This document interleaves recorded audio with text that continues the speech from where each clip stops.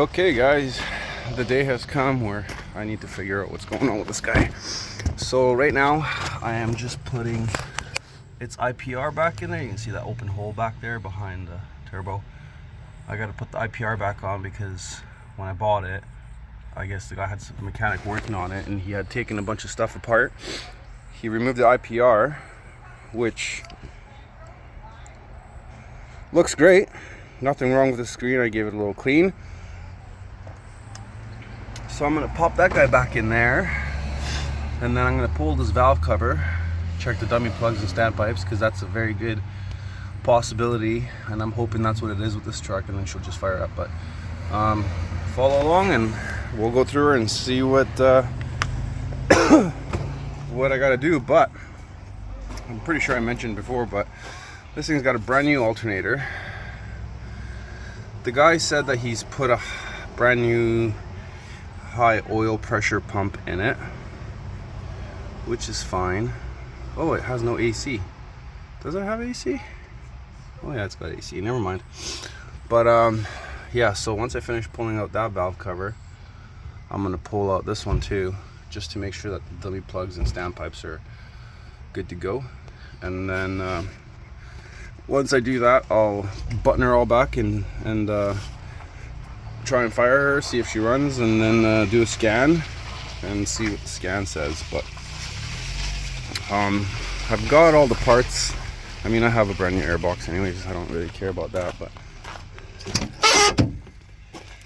I got the airbox for it there and there. So I'm not really too worried about a head gasket, because this is the coolant that came out of it, and if it was a head gasket, I'm pretty sure the coolant would be milky at the least. So oils needs an oil change for sure, because the oil's pretty dirty, the workhorse. So I'm pretty sure it wasn't on the top of the list of priorities to do, but here we are.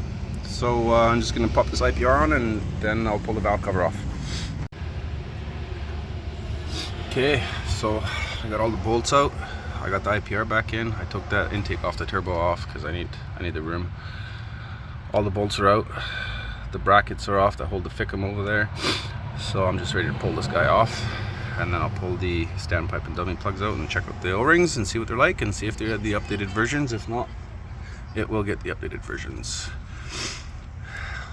Maybe, we'll see. I don't know. I might just put some spare O-rings I have on now to see if it'll run, and then as long as it fires and runs, then I'll do the upgrade. But if it doesn't run, if I can get it to run, then I don't want to really waste $200, so we'll see what they look like. And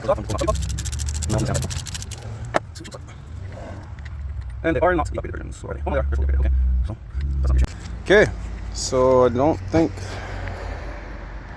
these are the issue, because those, see, there's a Teflon ring at the bottom there, which is good, and the O-ring looks pretty decent. Yep.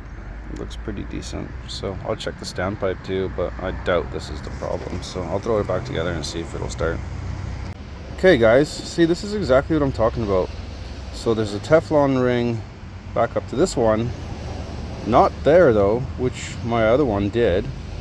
So there's only a Teflon seal there and not one there. So it looks like this was, the O-ring was replaced.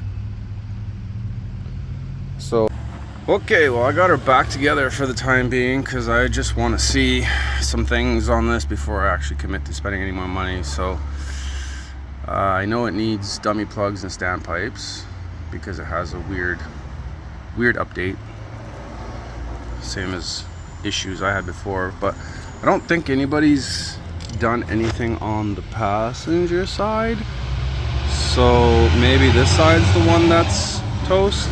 But yeah, I just want to get it back together on it, check a few things, and hopefully she runs.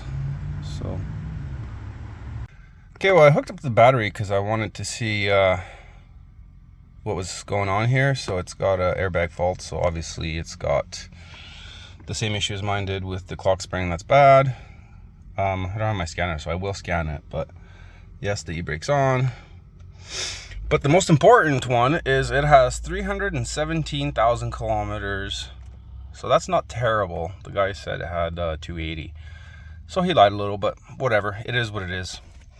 The cool thing, it's got a switch and a gauge for airbags, but it has no airbags. I took the auxiliary buttons out because I'm going to put that in my truck. And so yeah, so far looking decent.